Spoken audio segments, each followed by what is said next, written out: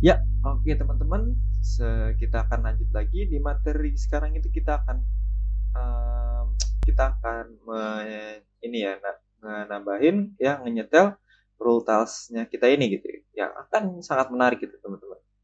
Jadi, oke, ini akan memungkinkan kita untuk melukiskan sesuatu ke dalam dunia kita gitu, untuk membuat aturan, mmm, untuk menentukan apa yang harus ditempatkan gitu teman-teman ya. Nah, di di kotak apa agar terlihat terlihat bagus dan indah gitu. Jadi, mari kita mulai teman-teman ya. Nah, langkah pertama yang kita perlu ke package manager ya teman-teman ya. Dan cari ya di Unity Registry gitu teman-teman. Pastiin ya ya Anda terpilih ya hal itu gitu teman-teman. Jadi mungkin perlu waktu sejenak untuk berpikir gitu ya. Nah, itu keren gitu teman-teman. Nah, jika Anda ngelihat di sini ada tambahan ini ya, tile maps extras gitu teman-teman gitu ya. Di situ kita akan nemuin rule tiles-nya teman-teman ya. Yang menyatukan banyak banget hal yang telah kita bicarakan di bagian-bagian ini gitu teman-teman ya. Jadi Anda nggak perlu ikut nambah-nambahin hal-hal ini ya. Saya hanya akan menunjukkannya sebagai ilustrasi gitu. Nah, kita punya dua sprite teman-teman. Satu di kiri, satu di kanan, dan masing-masing dari mereka memiliki box collider gitu teman-teman ya di mereka ya. Jadi jika saya mematikan sprite renderer gitu teman-teman ya, eee, teman-teman bisa lihat di box collider-nya ya sebelah kanan ya dan di sebelah kiri juga gitu. Nah sekarang saya sudah tahu gitu kalau misalkan ketika yang ini atau ketika itu bergerak itu akan eee eee, nabrak nabrak gitu teman-teman ya. Jadi bisa dilihat gitu ada garis hijaunya di sini ya. Saya sudah ngebiarinnya seperti itu teman-teman. Nah, jadi teman-teman bisa ngelihat garis hijau gitu ya dan juga ini memiliki garis hijau ya, di mana itu adalah collider itu sendiri dan jika, nabrak gitu ya teman-teman ya, jika, bertabrak pada saat itu juga kita akan mendapatkan collision enter events gitu, eee, yang pada hal yang sama itu diketahui oleh Unity dan kemudian kita akan menggunakan momen itu untuk, melakukan beberapa hal gitu teman-teman ya. Jadi kita bisa mengatakan, kita, eee, akan memainkan particle effect gitu ya, di akhir permainan ya, di akhir level atau di saat karakternya itu nge-crash gitu teman-teman ya. Jadi ada momen benturan yang terjadi ya pada collisions gitu teman-teman ya. Nah, maka enterlah 2 dimensi yang kita telah, kerjakan dan begitu teman-teman ya. Ada beberapa hal yang ingin teman-teman ketahui juga gitu saat, eee mereka mereka tidak lagi ini ya, tidak lagi bersentuhan gitu, akan terdapat event, ada peristiwa lain ya, di mana berada di collision exit gitu teman-teman. Jadi cara kerjanya itu sama persis ya teman-teman ya. Tapi yang pertama itu adalah di saat mereka bersentuhan dan lainnya itu berhenti bersentuhan gitu ya teman-teman ya. Ya, itu sama halnya dengan volume pemicu teman-teman. Jika saya gerakan di sini itu adalah pemicu begitu bukan penumbuk gitu ya teman-teman ya, bukan collider. Maka saat Anda ngelewatin triggernya itu ya, dan pada saat kalian ngebiarinnya itu di sini, di situ ya teman-teman ya, nanti akan mendapatkan trigger exit event gitu teman-teman ya. Nah, dan kita bisa menggunakannya untuk let's say hmm, si pemain suncur salju ini ya, playernya ini ya. Jadi saya akan menghapus orang-orang ini, jadi kita nggak ngebutuhinnya lagi ya. Sip. Nah, eh kapan nih si sang snowboarder ini ya, player kita ini menyentuh tanah gitu teman-teman ya. Disitulah collider itu akan menyentuh tanah gitu teman-teman. Collider kita itu tahu saat ini apa yang terjadi saat trigger enter gitu dan saat si player ini loncat gitu ya teman-teman ya. Lalu kita akan mendapatkan collision exit moment gitu teman-teman ya. Jadi ada beberapa sedikit teori di sini ya, tantangan besarnya ya. Pertama-tama saya ingin membuat script baru yang bernama Dastrel teman-teman. Kenapa Dastrel? Soalnya kita ingin membuat partikelnya itu seakan-akan kayak um, kayak ini ya, kayak apa sebetulnya kayak trailnya gitu ya teman-teman ya di belakangnya. Oke. Jadi kita akan memasukkan semua logika kita ke dalam script baru ini dan kemudian saya ingin membuat partikel itu teman-teman dapat tersebar di belakang pemain. Jadi sistem partikel ini sederhana, jadi nggak terlalu ribet-ribet ya teman-teman ya. Dan inilah hal kerennya ya saat kita memainin partikel ya, di saat pemainannya itu tanah gitu ya teman-teman. Dan inilah inti tantangannya teman-teman ya. Dan kalau itu teman-teman cukup bagi dan itu jika itu cukup bagi teman-teman ya uh, ya silakan itulah lakuin lah petunjuknya itu ya teman-teman ya. Oke. Nah, berikut ini ada beberapa petunjuk untuk teman-teman ngepertimbangin menggunakan ya uh, collision exit 2D gitu teman-teman ya. Jadi teori yang baru saja saya ceritain gitu ya ke teman-teman itu ya. Itu saya ceritakan ya, saya kasih tahu ke teman-teman untuk sebuah alasan gitu teman-teman ya. Jadi itu bukan hanya pemikiran acak ya, bukan render pondering gitu ya. Tentang correlation effect ini gitu untuk masuk dan keluar gitu teman-teman. Kita bisa menggunakan tag object lain gitu ya untuk mencari tahu apa yang kita tabrakin gitu sekarang gitu teman-teman ya. Saya pikir di saat kita nabrak trigger ya itu hanya dilakukan di tag lain gitu teman-teman ya. Tapi kalau kejadian tabrakan itu uh, karena ya ini tadi ya event collision itu karena kita mendapatkan informasi mengenai game object gitu itu yang kita akan consider gitu untuk pakai gitu teman-teman. Nah, jadi okay, kita telah menggunakan particle system play di sini teman-teman ya. Jadi uh, saya yakin teman-teman bisa mengetahui apa itu particle system stop ini ya teman-teman ya. Karena ini tantangan kita gitu teman-teman ya. Jadi oke lanjut ya. Jadi saya akan membuat sistem partikel ya dengan cepat ya teman-teman ya. Mungkin agak terlihat sedikit jelek, tapi klik kanan ya pada efek partikel system itu teman-teman. Saya akan ganti namanya sistem partikel menjadi kita ganti misalnya dust particle gitu teman-teman ya. Jadi ya saya pun tahu itu bukan secara teknis itu bukan dust ya gitu teman-teman. Berarti tapi itu akan jadi si partikel ini dia akan membuat dust gitu di belakang karakter ini kita gitu teman-teman. Kayak salju lah gitu teman-teman. Tapi kita akan nyebutnya itu dust ya teman-teman ya. Kita taruh di belakang tempat yang kita ingin keluarin ini teman-teman ya. Dan saya akan mengubah durasinya jadi cukup kecil. Jadi poin pertama biarin perulangan ya, biarin live or looping gitu teman-teman. Gak apa-apa karena kita ingin dia terus bermain gitu teman-teman. Sampai kita suruh untuk berhenti gitu teman-teman ya. Saat ini ya kita lihat kan ya mereka nggak terlalu jauh ya teman-teman ya partikel ini ya. Jadi kita akan turunin lifetime-nya menjadi 0,5 teman-teman. Saya akan ngelakuin beberapa variasi nanti, tapi untuk sekarang kita hanya akan mendapatkan kecepatan awal jumlah makro gitu teman. Ya, saya rasa nggak kenapa-napa karena saya akan pindah ya. Kita ingin membuat mereka tetap bertahan gitu teman-teman ya. Jadi saya akan mengubah ini ya menjadi 50 gitu teman-teman ya. Oke, sip. Saya akan nyari renderer ya di bawah ini.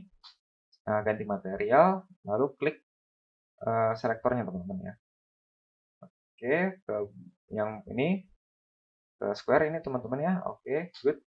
Nah, mereka terlalu gede sekarang. Jadi kita coba kurangin ukurannya menjadi kita katakanlah 0,2 gitu ya. Oke, so far so good gitu teman-teman ya. Nah, sekarang saya ingin ngeganti ya, ngubah simulasi gitu ya, simulation space-nya dari lokal gitu ya, ke world gitu teman-teman. Jadi itu artinya kita akan apa ya sebetulnya? Izinkan saya untuk melihat apakah saya dapat melakukan simulasi ini untuk Anda di sini gitu teman-teman ya. Oke, sip, oke. So far so good ya teman-teman ya. Nah, jika saya menempatkan secara lokal, saya akan menggerakkan karakter si pemain ini gitu ya, playernya ini gitu teman-teman. Jadi teman-teman bisa melihat bahwa seluruh sistem partikel itu bergerak ya. Dan bergeraknya ini berkeliling gitu ya, ngikutin karakter saya gitu teman-teman. Jadi ayo kita klik mainin ya, kita lihat ya secara umumnya, secara kasar ya. Oke. Dan saya nggak terlalu ingin mempermasalahkannya saat ini karena saya tahu saya ingin masuk ke kodenya gitu. Tapi mari kita lihat ya sehingga teman-teman bisa melihatnya ya. Oke, sip.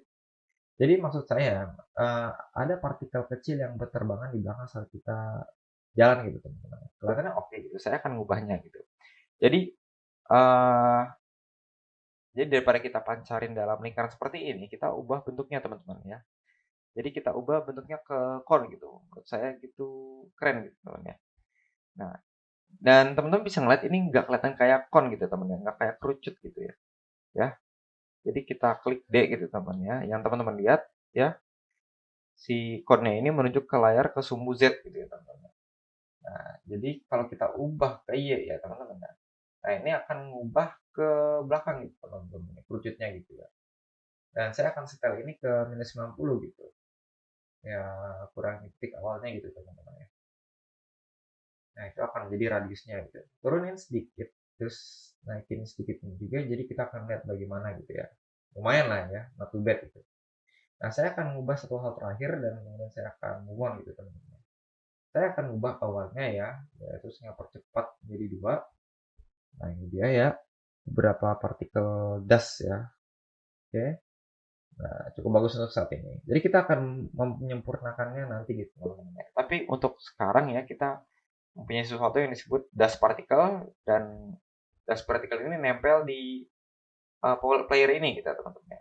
Jadi hal berikutnya yang saya ingin lakukan teman-teman ya itu akan um, ngebuat C sharp dan kita akan menyebutnya dust trail teman-teman. Nah, jadi pertama-tama apa yang saya lakukan ya dengan nambahin dust particle ini ya di tempat yang saya ingin tambahkan gitu teman-teman. Jadi saya akan nambahin dust trail ya sebagai script dalam di atas pemain ya teman-teman ya, di atas playernya gitu. Jadi saya akan scroll ke bawah dan drag ya dust trailnya itu ke Berry teman-teman, ke si playernya ini gitu. Dan teman-teman mungkin akan berkata gitu, kenapa nggak ngeletakin semuanya aja ini di player controller gitu ya teman-teman ya. Nah kita cukup memasukkan semua kode kita ke sana gitu ya. Tapi kalau kembali lagi ya teman-teman ya, kalau misalkan eh, kalau ya misalkan kita terlalu banyak gitu masukin, itu ntar akan ribet juga gitu teman-teman ya. Ya, akan berbeda gitu apa yang dilakukannya gitu ya. Nah, jadi bagaimana kerjanya gitu jika Anda memiliki hal-hal seperti ini gitu kayak skrip terpisah gitu setelah menyiapkan ini ya Dastrel teman-teman ya. Nah, teman-teman tidak perlu untuk menghalangi jika teman-teman ngelakuin worknya ini di player controller gitu ya dan selanjutnya gitu sebagaimananya gitu. Oke, jadi ini adalah bagian dari praktik pengkodean yang baik untuk setiap kelas atau setiap script gitu teman-teman. Oke, ini cobalah untuk memiliki satu tujuan, oke teman-teman ya. Oke, kembali ke Dastrel teman-teman. Sekarang hal yang pertama ingin saya lakukan adalah menunjuk atau mendapatkan referensi untuk partikel kita teman-teman. Jadi saya akan pergi ke serial field dan ganti partikel system menjadi, dan partikel system itu akan saya panggil dust particle ya teman-teman ya. Sebut dust particle gitu ya. Dan sekarang saya cukup yakin saya tidak akan perlu menggunakan start atau update teman-teman. Saya hanya akan menghapusnya dan saya akan ngebuat sendiri on collision enter gitu ya untuk D gitu untuk menghapus private gitu ya private uh, sedikit ngeperbaikin formatnya sedikit gitu ya teman-teman. Oke, oke, jadi kita sudah nyiapin semua bentuk kita ya, udah siap ya. Dan saya akan pergi ke world saya, klik level, sprite, shape, dan tag itu akan saya tambahkan sebagai ground gitu teman-teman. Nah, itu sudah ditandai sebagai ground teman-teman. Dan lihat itu ya teman-teman ya. Kita nggak perlu menjadikannya sebagai petunjuk yang udah kita lakukan gitu ya. Jadi uh, untuk kita teman-teman ya, saya suka ngeliat visualnya gitu. Ketika saya mencoba mencari tahu apa kodenya gitu ya, yang apa yang harus dilakukan kepada pemain jika menyentuh tanah gitu. Nah, kalau player itu tidak menyentuh tanah gitu teman-teman, jangan itu nggak akan memainkan partikelnya gitu, jangan mainin partikel teman-teman. Jadi pertama-tama kita ingin memastikan bahwa misalnya karakter kita menyentuh tanah gitu teman-teman. Jadi perlu diingat-ingat ya informasi tentang hal lain jika menyentuh tanah itu ada pemain gitu teman-teman ya. Jadi tag objek itu sama dengan ya, dan kita ingin mempunyai background gitu teman-teman. Jadi mempunyai konflik ya antara nama dan behavior gitu ya. Apalagi kalau misalkan multi person project gitu teman-teman ya. Misalkan programmer satu itu pakai movement, nah tapi player kedua ya juga menggunakan movement gitu teman-teman. Jadi dia akan berkonflik ya, simpelnya gitu teman-teman. Nah oke. Sip. Jadi hal yang ingin kita lakukan adalah ya tadi ini ya, mengorganize code juga dan akan menghindari konflik-konflik kode yang terjadi gitu nanti di game kita ini ya teman-teman ya. Oke. Jadi bagaimana caranya? Kita akan kayak ambil contoh tuh kayak ini ya, kayak Russian roll ini ya teman-teman ya. Oke. Jadi kita akan menggunakan metode ya. Dan jadi kita mempunyai beberapa kode gitu ya, so far ya teman-teman ya. Nah, misalnya kita tambahin metode di mana kita akan membuat objek kita itu spin ya, maka nanti akan terdapat kelas gitu teman-teman, containing kelas gitu. Jadi kalau kita misalkan taruh itu semua di kelas yang sesuai gitu ya, yang seperti yang teman-teman lihat ya, dari project kita sampai sekarang gitu ya. Nah, itu kita sudah mempunyai crash detector ya, jadinya kita sudah bisa menambahkan finish line ya, dan kita mempunyai satu kelas per script teman-teman. Dan teman-teman nggak perlu mempunyai beberapa kelas gitu. Nah di sini kan udah lihat ada keywordnya ya, ada finish line, ada crash detector. Oke. Nah, sip. Jadi kita mempunyai metode dan statement segala macam gitu ya. Nah, yang sudah ada berada di dalam Unity gitu. Sekarang kita akan masuk ke bagian dalam Unity kelasnya, yaitu ini ya, apa tuh sebenarnya kayak masuk ke lebih kompleks gitu ya teman-teman ya. Jadi kita akan membuat ininya secara langsung gitu teman-teman, namespace segala macam. Oke. Nah, sip. Nah, kalau kita misal lihat di sini ya, kita menggunakan keyword yang misalkan ini using ya Unity Engine gitu teman-teman. Nah, saya akan pergi, nah akan membuat komen ya teman-teman dari Unity ya, apa yang akan terjadi gitu. Apakah akan ada konflik atau segala macam gitu kan. Jadi mono behavior itu akan collide gitu dengan debug gitu ya teman-teman. Nah, kita akan ini aja gitu. Akan hilangkan aja gitu ya teman-teman ya. Jadi kita minimalisir ya adanya konflik dalam kode dan juga performance teman-teman, dan performanya juga gitu teman-teman. Oke, begitu. Nah, jadi saya akan menggunakan ini di finish line script ya teman-teman ya. Saya akan menggunakannya di finish line CS ini di sini teman-teman lihat. Saya akan tambahin using Unity Engine ya gini. Dot habis itu cari di sini scene management. Oke, kayak gini ya.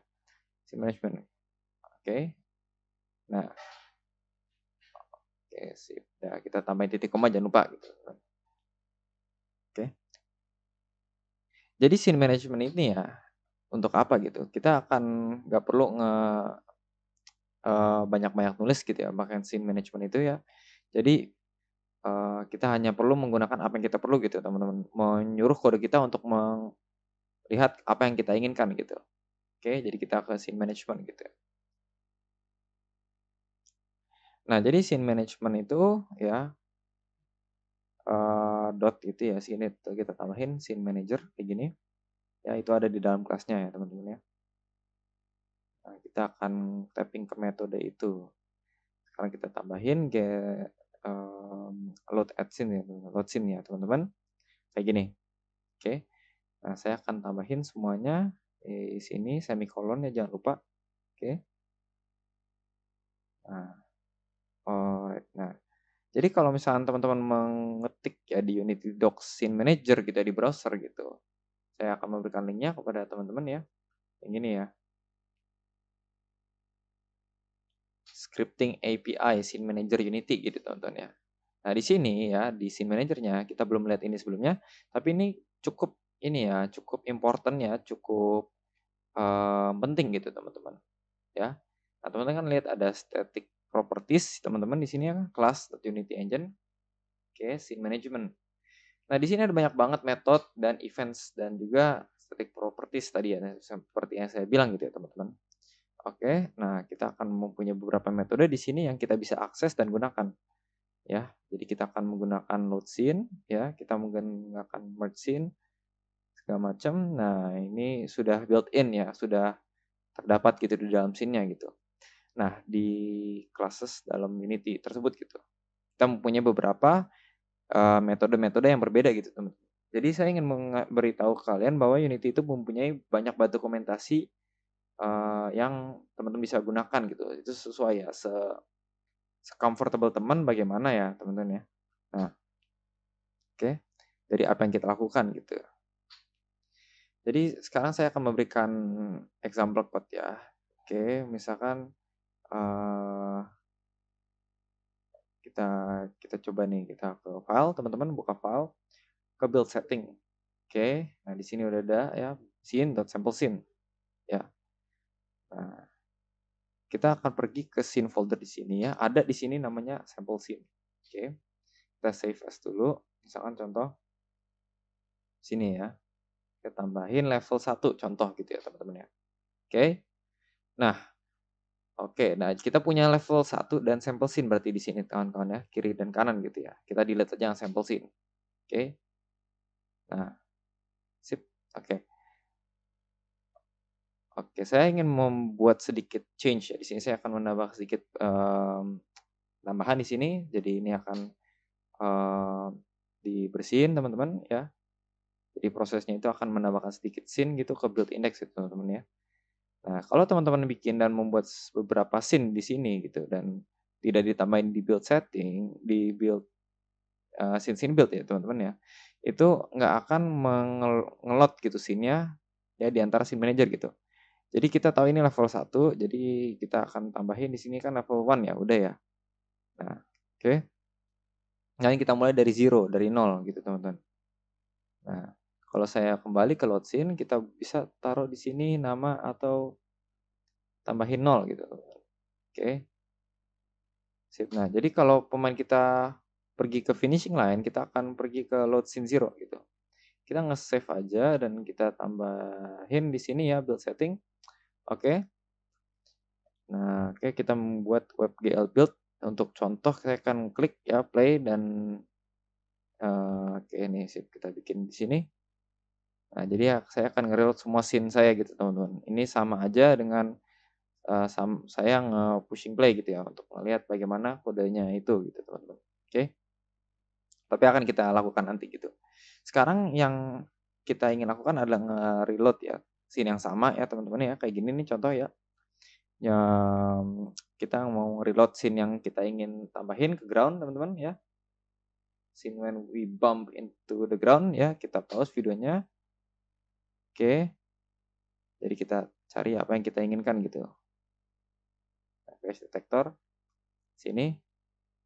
Ouch, hit my head gitu. Misalnya contohnya ya, itu tadi ya.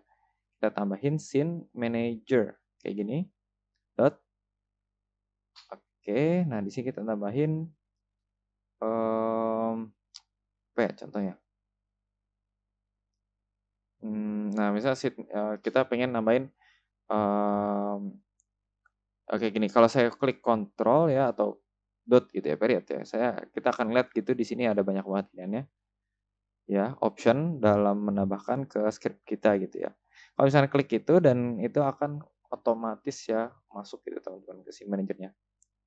Ya, saya akan mengetiknya, itu cara paling cepat gitu untuk ini, atau bisa langsung tulis gitu di statementnya langsung gitu ya. Oke. Nah, scene manager load scene gitu di sini. Oke. Nah, di akhir pencet play teman-teman. Oke. Nah, saya akan coba masuk ke finish line nih. Contohnya, ini kan finish line nih teman-teman ya. Oke, saya pindahin ke sini. Kita coba. Oke. Nah, oke sih. Nah, aduh, kalah ya jadi. Nah, teman-teman lihat kan kalau ini langsung restart gitu, temennya juga ya. Karena sebelumnya kita udah pelajarin, kita ngebong kepala kita ya di sini ya. Oke, di sini nih. Dan kalau kita ngebong, kita jatuh nih kepala kita jatuh gitu ya. Ini akan nge-reload scene-nya gitu. Makanya scene manager class gitu teman-teman.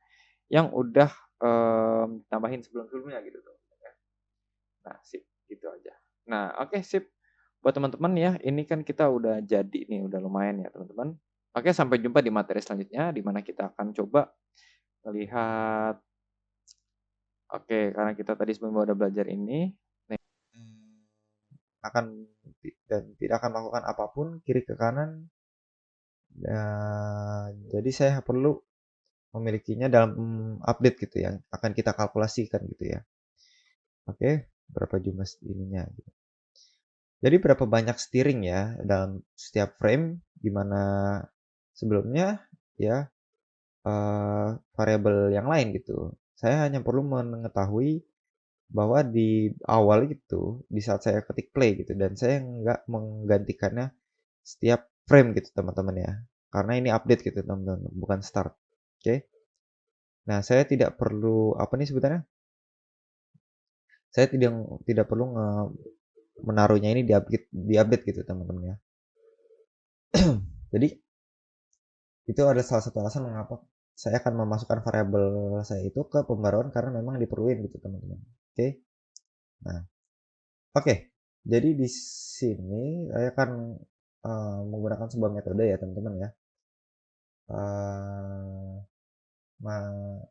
mari kita coba bilang let's say transform ya gitu ya, transformasi gitu ya, rotate gitu. Dan itu kita panggil sebuah metode teman-teman. Jadi saya akan mengakses input ya, dan ini adalah hal yang berkaitan dengan input gitu teman-teman ya. Jadi input dot ya, apa yang perlu kita lakukan ya untuk mengakses input class gitu teman-teman. Ada beberapa hal yang di sini ya, yang akan kita akses gitu ya. Dan kita akan mengaksesnya di beberapa yang partikular gitu teman-teman ya. Nah, akses mana yang kita akan tambahkan ya, dan mana akan kita tambahin string reference ya gitu teman-teman. Dan string reference itu agak sedikit eh, ribet ya teman-teman ya, karena itu kadang-kala akan menjadi kita eh, kita karena kita perlu berhati-hati gitu di sini gitu teman-teman ya. Oke, jadi kita perlu menambahkan horizontal dan memastikan teman-teman mengetiknya persis seperti yang saya lakukan di sana gitu. Atau kita bisa kembali ke pengaturan project edit gitu ya teman-teman. Lalu klik dua kali horizontal itu pada kontrol ya. Lihat salinannya lalu masuk kembali gitu teman-teman ya. Ke kode teman-teman terus di copy paste aja gitu langsung di sini gitu. Jadi begitulah cara teman-teman mastiin agar teman-teman eh, tidak nggak ngacauinnya gitu, dan kemudian titik koma ya titik koma akhir ya sebagai ininya ya sebagai eh, akhirnya gitu teman ya. Jadi kita akan nambahin ini sebentar lagi gitu. Jadi alih-alih kecepatannya saya akan nambahin jumlahnya di sini gitu dan lihat apa yang terjadi.